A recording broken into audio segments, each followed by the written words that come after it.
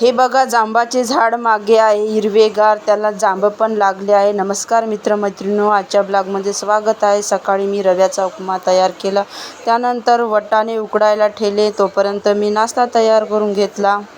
जेवणामध्ये काय तयार करावं म्हटलं, मसाला भात तयार केला. तोपर्यंत मसाला भातांची तयारी केली. अगोदर तेल गरम करून त्यामध्ये मसाला टाकले. मसाले थोडेसे होऊ दिले. त्यानंतर मी टमाटर टाकले आणि टमाटर नंतर तिखट मीठ सगळं टाकून घेतलं. त्यामध्ये थोडंसं पाणी सोडून त्याला तरी येऊ दिली. त्यानंतर मी वाटाणे, आलू, फुलगोबी हे टाकले. पाणी टाकून त्यांना उकळी येऊ दिली आणि झाकून ठेवले. उकळी येईन तोपर्यंत मी माझे बाकीचे कामं आटपून घेतले. त्यानंतर त्यामध्ये मी तांदूळ धुवून टाकले आणि बाकीचे कामे करायला घेतले. गॅस ओटा साफ करून घेतला, पोछा मारून घेतला आणि सगळे घरातले कामे आटपून घेतली.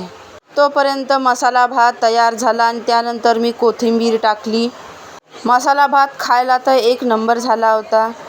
बाहेरचे सगळे पाणी भरून घेतले आणि आजच्यासाठी एवढंच. भेटूया पुढच्या ब्लॉगमध्ये. Bye bye.